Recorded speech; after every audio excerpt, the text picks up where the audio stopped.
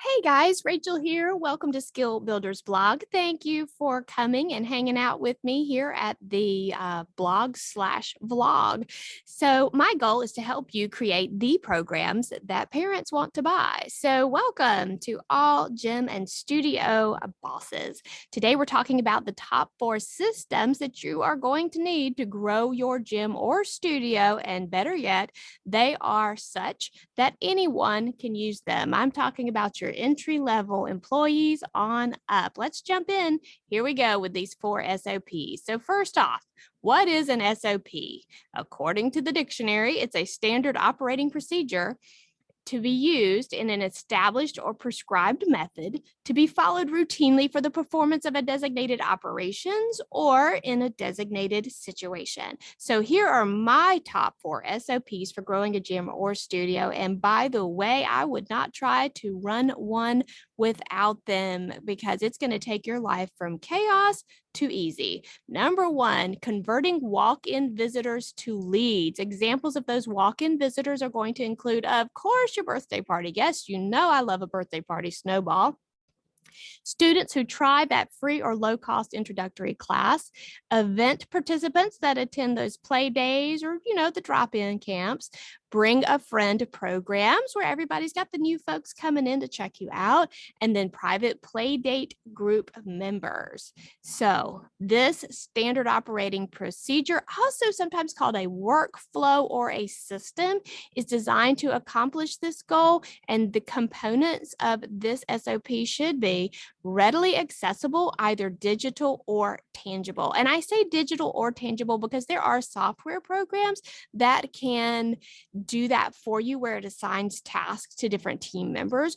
Or you know what, you can keep it old school, print it out and keep a binder at the front desk or hang it on the wall.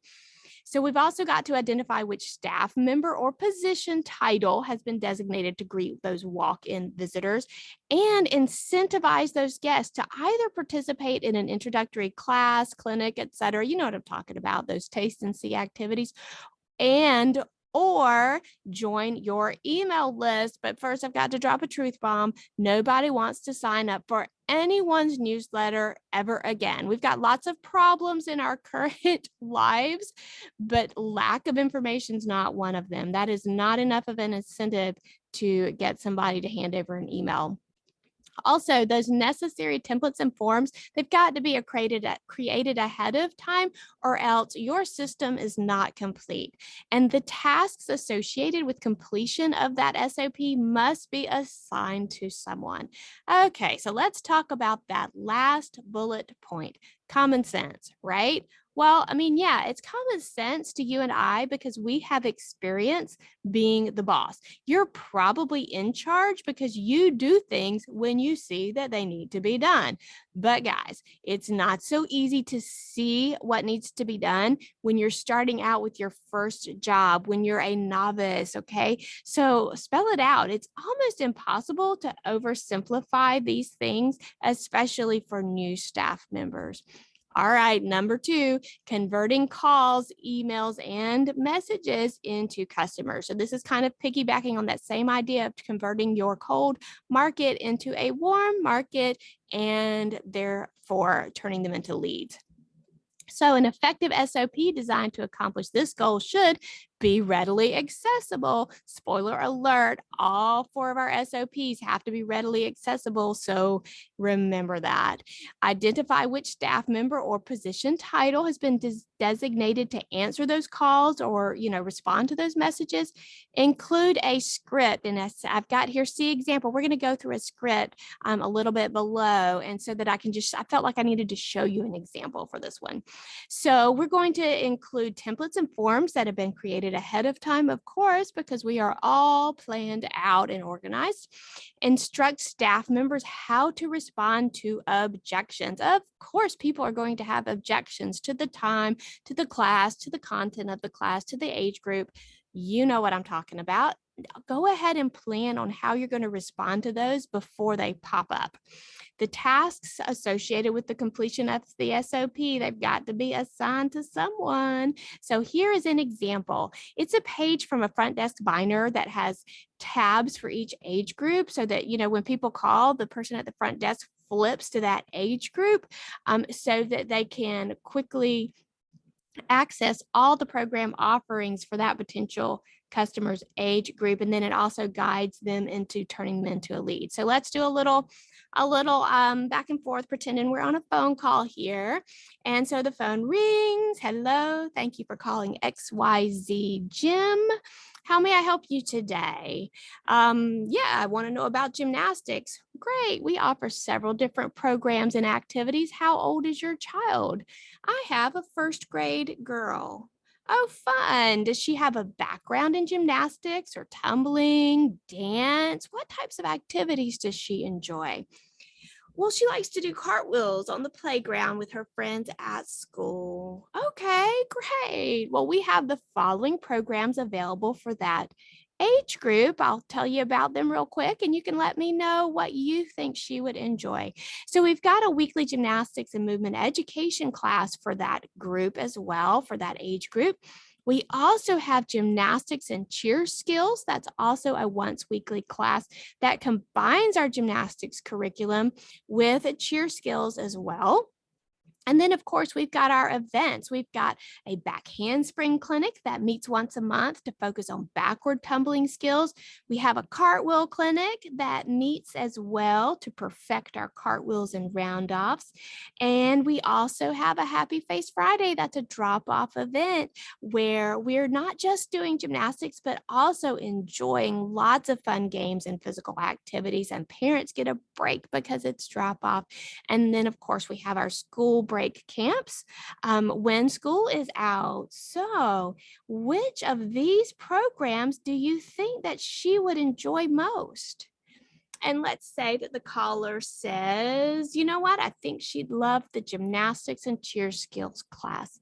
So then you respond, great. Would you like to hear more about our lesson plans and goals for that program? Yeah, sure. All right. So we're going to go here in our binder and we're going to see right here gymnastics and cheer skills.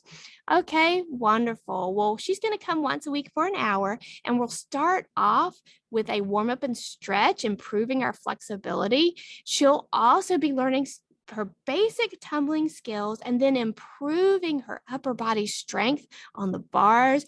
They do balance beam skills along with other balance and coordination building activities. And she's going to have so much fun as we introduce her to the springboard and vaulting skills. So she'll each week receive instruction on 2 gymnastics events and then also have a cheer skills event as well. So you'll give her that brief summary of the benefits. And then once you are done, you can say, and we offer that class. We've got one on Tuesdays at 4:30. We've also got one on Thursdays at 5:30. Which of these class times is most convenient? And then the caller is going to ask, I think that Thursday, 5:30 works best. Okay. Would you like for me to check on availability for that day and time? And let's say I go and look and it looks like we've got 2 spots available. So I'm going to let her know, oh, you're in luck. We've got 2 spots open on Thursday at 5:30. What do you think about that? And then they're going to respond in a number of different ways. Let's say that they say, well, you know what, I've got to ask my husband about it before I enroll. And so we want to take that caller and convert her into a lead. So I'm going to say, we'd be happy to send out our program information and schedule. That way, as you're talking to your husband about it, you'll have access to all the information. Would you prefer that I email that? Would that be helpful? Generally, they say yes. And then you can also, let them know that you're going to include a link to the registration form. That way, if they decide that they want to enroll, they've got that link handy and they can go ahead and secure one of those 2 spots before it fills up. You can also weigh whether or not the customer would feel more comfortable if you offered them a free introductory class. So always end with thank you for calling. May I ask how you heard about us? And that's a great question to end with. It generally opens up a little bit more of a free conversation and helps you to develop a rapport. Plus, you know what marketing is working and what isn't. All right, so that was number 2. Let's jump on to number 3, our third system that we need to get put in place. How to respond when students stop coming. Oh no. So now you're closing more sales, but you have to keep the customers you have. So this SOP is designed to respond to absences and drops. It should, I've said it before, be readily accessible, either digital or tangible. Identify which staff member or position title has been designated to generate absentee or drop report. Here's a little note. I like to call when a student misses 2 or more consecutive classes. That's just my opinion and what feels good for me. So if your staff will be responding with a phone call, create a script. If you'll be messaging or emailing, go ahead and create that template. To cover all of your bases and increase the likelihood of being heard, do both. I like to communicate in a couple of different ways to get important information across. And again, instruct staff members how to respond to any objections that, may come up, any complaints or that sort of thing. And of course, the tasks associated with completion of the SOP must be assigned to someone. And so that you don't, sound like a stalker when you call them and ask them where you've been. For example, if you were to call somebody, if you were to generate your absentee report and you get a list of students who have been out for 2 weeks in a row, you might want to call and say, hey, this is Rachel from XYZ Gymnastics. I just noticed that you guys had missed a couple of classes. I wanted to call and check on you, make sure that everything is okay. And if there's anything that we can do to help, I just wanted to let you know that we're here. Feel free, to let us know. Sometimes you may find out that they simply need a schedule change, and you can go ahead and help them with that and prevent a drop by doing a schedule change instead. All right, number 4, how to set up a wait list. So now you're closing sales, you're retaining those customers. So guess what you're now going to need? You're going to need a wait list. There are 2 types of wait lists. The first one is a list of names with a phone number. Spots open up, you call them, you leave a message.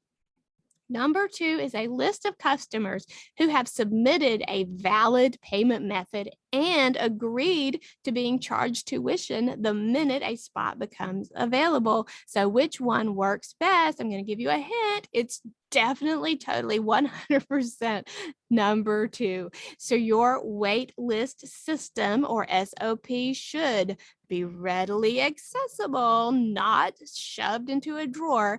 Identify which staff member has been designated to explain and add prospects to the wait list. Include a script, of course. Have you noticed by now? I really like scripts.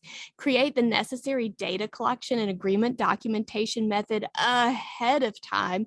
And the tasks associated with the completion must be assigned to someone. An elf is not going to come in overnight and do them for you, so that when you show up the next day, it will just, be like pixie dust and everything will be done for you. It's got to be assigned to someone.